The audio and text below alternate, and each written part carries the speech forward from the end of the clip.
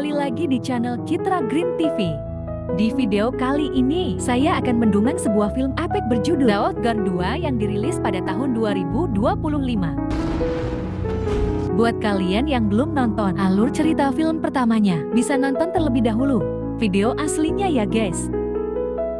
Dan gak usah lama-lama, yuk mari kita simak alur ceritanya.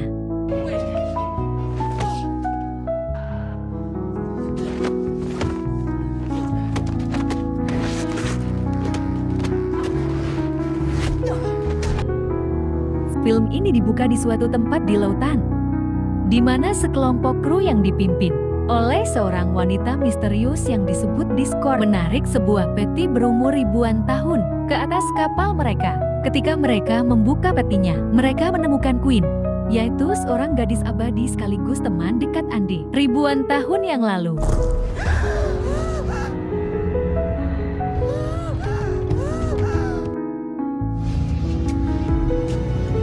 Scene ujuk-ujuk pindah ke Kroasia, di mana tim The Outgunned yang terdiri dari manusia-manusia abadi seperti Andy, Neil, Joe, dan Nikki sedang ditugaskan oleh Copley untuk mengincar seorang pedagang senjata bernama Conrad di sebuah rumah megah. Namun seperti yang kita ketahui di film sebelumnya, kalau Andy telah kehilangan keabadiannya. Dan belum jelas mengapa Andy ini bisa kehilangan kemampuannya.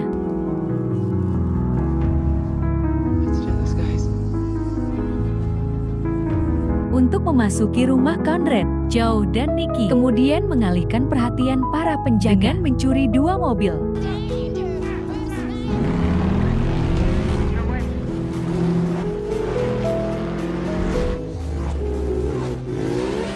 Dan setelah sebagian penjaga mengejar mereka berdua, Copley dan Andy segera masuk ke dalam. Sedangkan Neil tetap berada di perahunya untuk mengawasi keadaan. Di dalam rumah itu, Andy dan Copley menghadapi beberapa penjaga.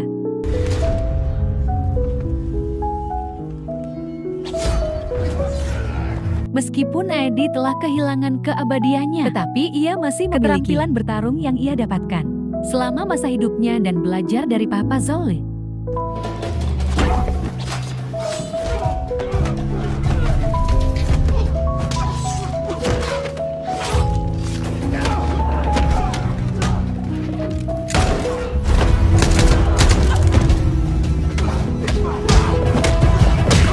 Dikarenakan Neil orangnya nggak sabaran, ia pun menggesukan perahunya ke taman dan lanjut masuk ke dalam rumah untuk memancing Conrad keluar.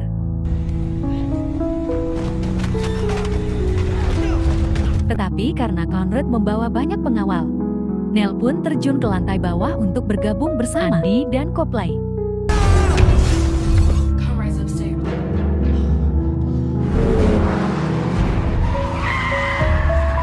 Sementara itu, Joe dan Nikki masih terlibat kejar-kejaran dengan para penjahat di jalanan.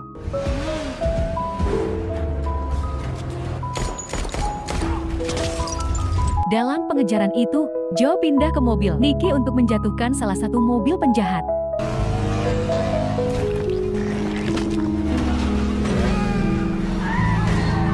Tetapi begitu Joe masuk ke dalam, mobil-mobil yang mereka tumpangi menabrak mobil penjahat terakhir, sehingga mobil mereka pun jatuh ke tepi laut.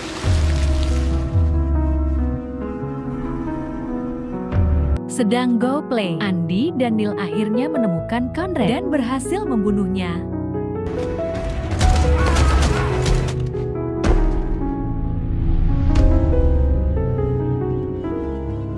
Setelah menyelesaikan misi itu, mereka kemudian mengadakan pesta kecil-kecilan.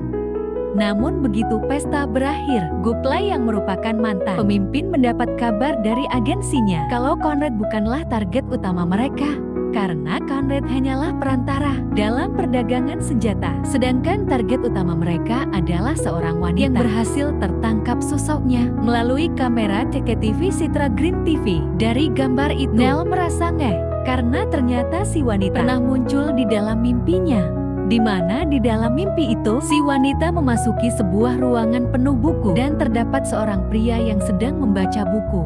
Namun, wanita itu menusuk pria itu dan mencuri beberapa buku.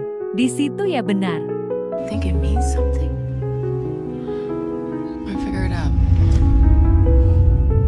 Sementara di Paris Bokar, mantan anggota The Old Guard yang diasingkan karena telah menembak Andy di film sebelumnya, bertemu dengan sosok gadis di dalam apartemennya. Gadis itu adalah Queen yang baru saja dibebaskan setelah ribuan tahun terkurung di dalam peti di dasar laut. Queen kemudian menangkap Bokar dan membawanya pergi dari apartemennya. Sementara itu, tim The Old kuat pergi ke Paris untuk berlibur. Namun di sini, Andy dan Goopley berencana pergi ke Korea untuk mencari identitas wanita yang ada di mimpi Nell. Sedangkan Joe memilih misah dari Nikki dan mengaku ingin mencari ketenangan. Namun di sini, Nikki merasa curiga dengan Joe sehingga ia pun meminta Nell untuk mengikuti kemana perginya Joe secara diam-diam. Di sisi lain, Bokar diinterogasi oleh Queen mengenai keberadaan Andy. Di situ Queen mengaku marah kepada Andy karena Andy tidak mencarinya selama berabad-abad. Padahal Andy sudah berjanji dari ribuan tahun kalau yang lalu ia akan selalu bersama Queen. All that time. Just to find out. Sementara itu, Joe ternyata hendak pergi ke apartemen Bokar. Namun saat ia baru saja sampai di depan apartemennya, sudah ada Nikki dan Nell yang akhirnya tahu tujuan Joe. Padahal sesuai aturan, mereka tidak boleh bertemu Bokar selama 100 tahun yang sedang dalam proses hukuman akibat kelakuannya di film sebelumnya.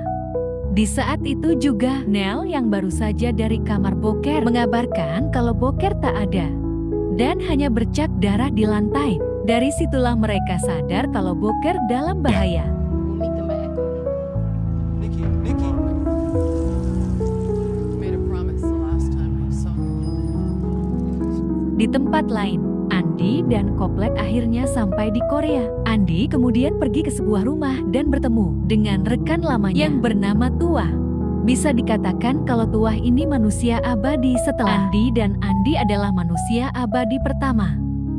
Andy kemudian mengungkapkan maksud kedatangannya ke sini, yaitu mencari seorang wanita yang ada di mimpi Nell. Dan ternyata wanita itu teman lama Tuah juga.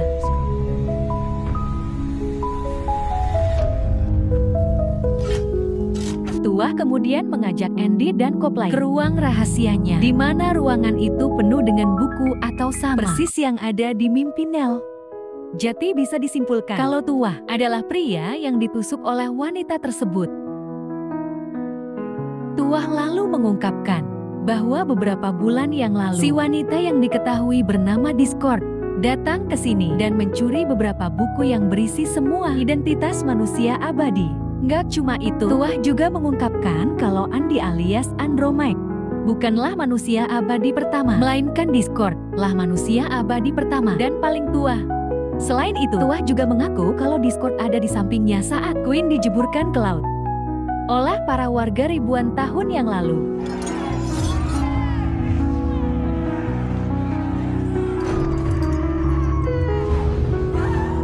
Terlepas dari semua itu, Andy terus terang kepada Tuah kalau dirinya sudah tidak lagi abadi.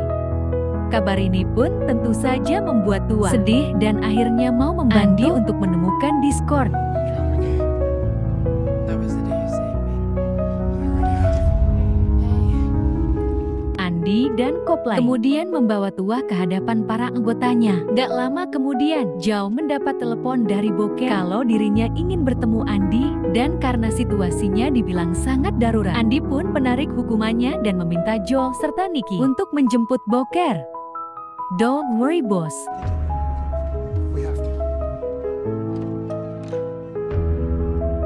Singkat cerita, Bokar akhirnya bertemu kembali dengan Andy. Di situ Bokar memberitahu kalau Queen telah bebas. Ia juga memberikan sebuah surat dari Queen untuk Andy. Surat itu berisi tentang Queen yang ingin mengajak Andy ketemuan di tempat yang dulu sering mereka tinggali.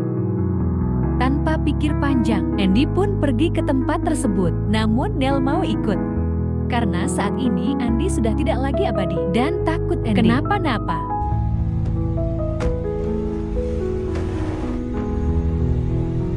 Singkat cerita, Andy dan Nell akhirnya sampai di Italia, tepatnya di gedung apartemen mewah.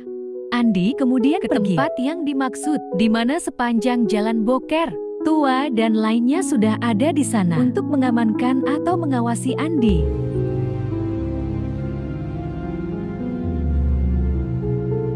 Andi akhirnya bertemu dengan Gwen yang mengaku sangat kecewa kepada Andi karena tidak membebaskannya. Justru Discord lah yang melepaskannya dari dalam peti. Andi pun mengungkapkan kalau dirinya sudah mencari peti itu selama berabad-abad, namun tak deh. I searched.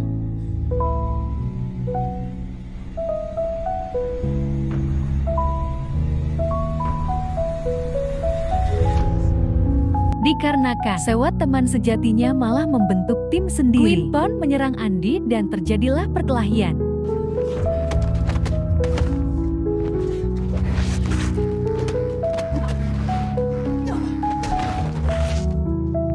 When I gave that necklace to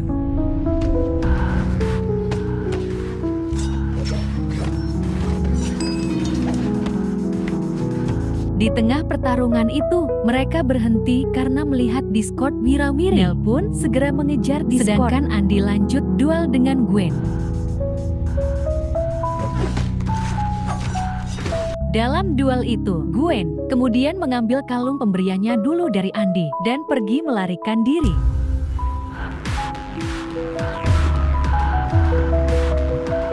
Sedangkan Nel akhirnya bertemu dengan Discord di gereja. Di situ Discord tidak menyerang Nel dan justru mengajak bergabung karena dirinya dan Nel saling terkait. Hal ini dikarenakan Discord adalah manusia abadi pertama, sedangkan Nel manusia abadi terakhir. Setelah mengatakan itu, Discord langsung pergi, sedangkan Nel hanya bisa terdiam.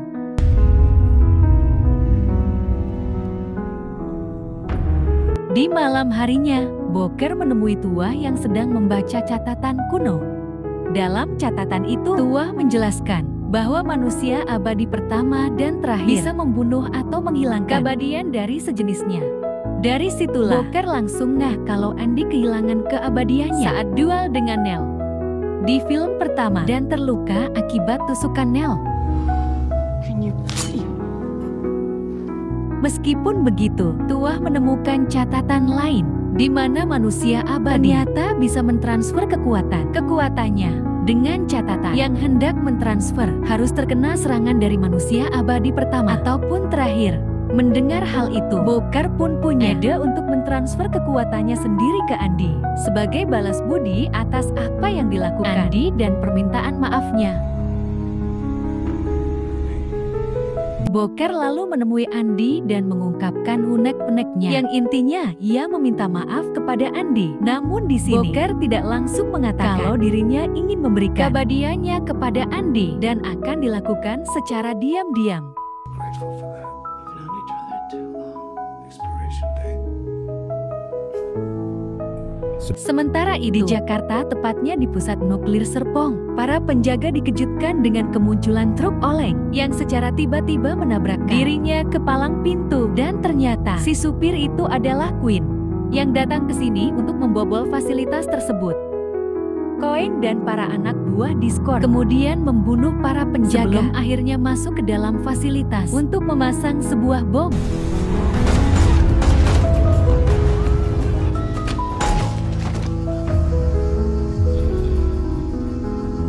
Di keesokan harinya, Boker mendekati Nel yang sedang latihan gelut. Boker kemudian mengajak Nel untuk sparring. Namun dalam latihan itu, Boker sengaja agar tangannya dilukai oleh Nel sampai berdarah-darah. No, it's alright. I'll be back. Sebelum efek keabadiannya menghilang akibat serangan, Nel Boker pun segera mendekati Andi dan secara diam-diam mentransfer keabadiannya secara sukarela. It's just been a while, you know, isn't it? Meet you downstairs. Setelah itu, Koplo memanggil para tim untuk melihat rekaman CCTV di fasilitas Serpong nuklir. Outside. A little control of the system. Dalam rekaman itu, Gwen dan pasukan Discord menyerang fasilitas dan menanam bom di sekitar nuklir. Dari aksi mereka, Nel menyimpulkan kalau ini adalah jebakan karena sebelumnya Discord pernah berbicara kalau ia akan membuat mereka menderita. Namun jika mereka tidak bertindak mengamankan bom itu, maka ribuan nyawa akan melayang. Dan karena tak ada pilihan lain, mereka pun berencana menyusup ke fasilitas tersebut. Di malam berikutnya, mereka kemudian menyusup ke dalam fasilitas, sedangkan Copley mengawasi mereka dari luar.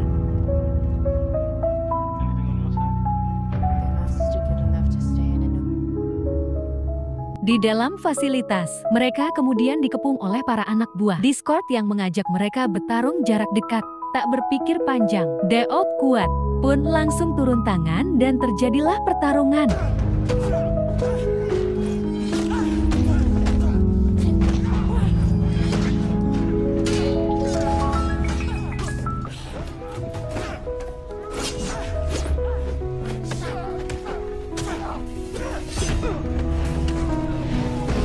Dalam pertarungan itu, Joe dan Nikki serta Tua pergi ke pusat kontrol untuk mengetahui lokasi bom berada. Sementara Copley yang sedang mengawasi mereka melihat sosok hitam di balik pohon.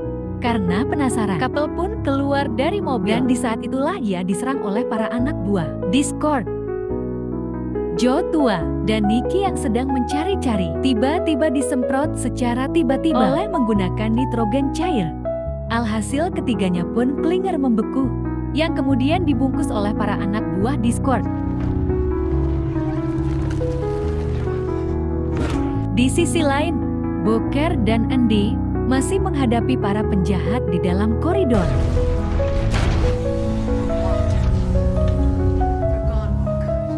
Di situ Booker baru mengakui kepada Andy kalau keabadiannya telah ditransfer ke Andy. Untuk membuktikannya, Andy pun melawan beberapa penjahat dan saat tangannya tertembak, lukanya benar-benar langsung pulih. Dikarenakan dirinya sudah tak abadi dan sudah bosan hidup ribuan tahun, Booker pun mengunci dirinya sendiri untuk melawan para penjahat. Dalam pertarungan itu, Booker terkena beberapa tusukan sampai akhirnya mati di hadapan Andy.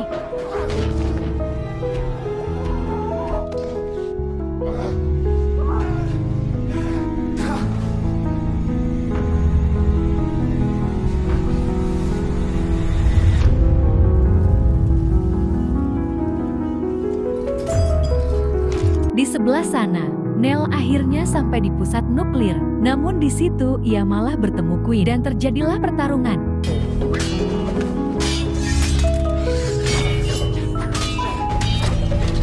Dalam pertarungan itu, Nell berhasil melukai Quinn yang langsung terkejut karena lukanya tidak nutup-nutup. Yang artinya Quinn sudah tidak abadi lagi. Di waktu yang sama, Discord muncul dan menikam punggung Nell. Setelah itu, ia mengikat Nell dan membawanya pergi. Beberapa saat kemudian, Andy menemukan Quinn sedang memegang detonator untuk meledakkan bom. Namun di situ, Quinn mengurungkan niatannya setelah menyadari kalau Discord selama ini hanya memanfaatkan dirinya saja agar bisa memancing Andy dan lainnya. Di saat itu juga Andy mendengar suara heli. Ia pun segera keluar dan mendapati kalau hendak membawa pergi semua timnya. Andy kemudian melompat ke salah satu helikopter. Namun ia jatuh setelah ditembak bagian kelapanya.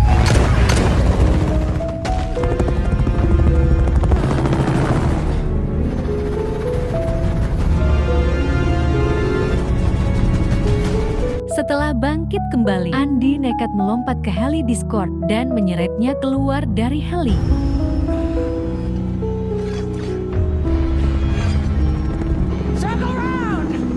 Selesai itu, keduanya bertarung dengan senjatanya masing-masing.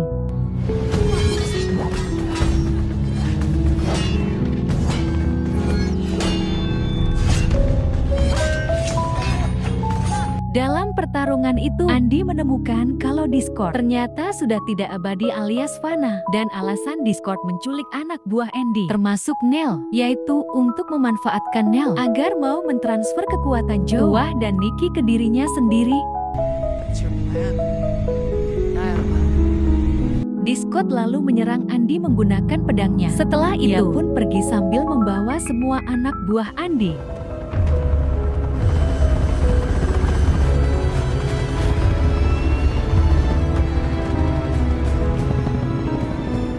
Setelah kepergian Diskat, Andy membawa Quinn yang terluka ke markas tua. Di sana Andy mencoba mencari buku tentang mengembalikan keabadian dengan cara lain, namun sayangnya tak ada. Setelah Quinn sembuh, Quinn mengungkapkan kalau ia sudah memaafkan Andy, sehingga kini keduanya baikan seperti dahulu kala. Keduanya kemudian bersiap-siap untuk mengejar Discord dan menyelamatkan Jonelle, tuah Copley, dan Nikki, dan film pun bersambung. Try keep up. Oh yeah? Yep. Oke guys, itulah resensi film Daop Bwato. Semoga kalian terhibur dengan resensi yang saya bawakan. Mohon maaf jika ada kesalahan dalam penyampaiannya ataupun penyebutan nama. Sekian dari Citra Green TV. Sampai jumpa di video berikutnya.